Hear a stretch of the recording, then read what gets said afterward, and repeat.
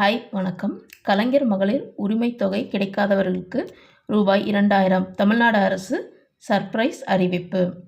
தமிழ்நாடு அரசு செயல்படுத்தி வரும் மிக முக்கியமான நலத்திட்டங்களில் ஒன்றாக கலைஞர் மகளிர் உரிமைத் தொகை திட்டம் விளங்குகிறது.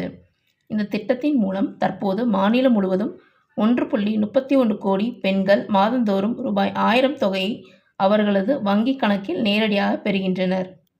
பெண்களின் பொருளாதார சுயநிலையை உயர்த்தும் நோக்கில் தொடங்கப்பட்ட இந்த திட்டம் மிகப்பெரிய வெற்றியை பெற்றுள்ளது. ஆனால் இன்னும் பல தகுதியான பெண்கள் இந்த திட்டத்தில் சேராமல் உள்ளனர்.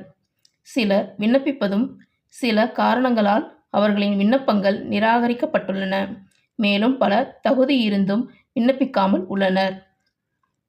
இப்போது மீண்டும் வாய்ப்பு வழங்கப்பட்டால் அவர்கள் அனைவரும் திட்டத்தில் சேர தயாராக உள்ளனர் என்பது குறிப்பிடத்தக்கது.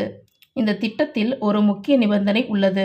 அதாவது அரசின் பிற ஓய்வூதிய திட்டங்களில் பயனாளிகளாக இருப்பவர்கள் இந்த திட்டத்தில் சேர முடியாது. ஆனால் குடும்பத்தில் ஒருவர் ஓய்வூதியம் பெற்றாலும் தகுதியான மற்ற பெண்கள் உறுப்பினர் இருந்தால் அவர் இந்த திட்டத்திற்கு விண்ணப்பிக்கலாம். இதற்கிடையில் மகளிர் உரிமைத் தொகை பெற முடியாத பிற ஓய்வூதிய பயனாளிகளுக்கும் தமிழ்நாடு அரசு சிறப்பு அறிவிப்பு வெளியிட்டுள்ளது.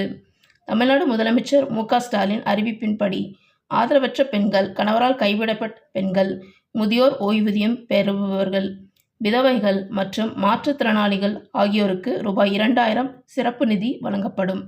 இந்த உதவி சமூக பாதுகாப்பு ஓய்வூதிய திட்டத்தின் ஒரு பகுதியாகும். தமிழ்நாடு சமூக பாதுகாப்பு ஓய்வூதிய திட்டம் மூலம் ஏற்கனவே ஓய்வூதியம் பெறுபவர்களுக்கு இது கூடுதல் ஆதரவாக அமைகிறது. மேலும் கடல்சார் வாழ்வாதாரத்தை நம்பி வாழும் மக்களுக்கும் அரசு உதவி வழங்கி வருகிறது. 1.63 லட்சம் மீனவ குடும்பங்களுக்கு மீன்பிடி தடை காலத்தில் ரூபாய் 8000 உதவித்தொகை வழங்கப்படுகிறது. இது அவர்களின் வருமான இழப்பை ஈடு செய்யும் முக்கியமான உதவியாகும். இன்றும் தமிழ்நாட்டில் பலர் அரசின் பல்வேறு ஓய்வூதிய மற்றும் மாதாந்திர உதவி திட்டங்கள் குறித்து முழுமையான விழிப்புணர்வு இல்லாமல் உள்ளனர். முதியோர் ஓய்வூதியம், விதவை ஓய்வூதியம், மாற்றுத்திறனாளி உதவி, வேலை இல்லாத படித்த இளைஞர்கள் மற்றும் பெண்களுக்கான உதவி திட்டங்கள் என பல திட்டங்கள் நடைமுறையில் உள்ளன. எனவே பொதுமக்கள் தங்களது தகுதிகளை சரிபார்த்து அரசின் அதிகாரப்பூர்வ மையங்கள் அல்லது இணையதளங்கள் மூலம் விண்ணப்பித்து பயன்பெற வேண்டும்.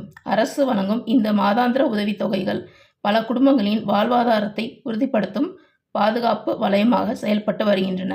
ஸோ ஃப்ரெண்ட்ஸ், இந்த வீடியோ பிடிச்சிருந்தா லைக் பண்ணுங்கள், நம்ம சேனல் சப்ஸ்கிரைப் பண்ணுங்கள். நன்றி.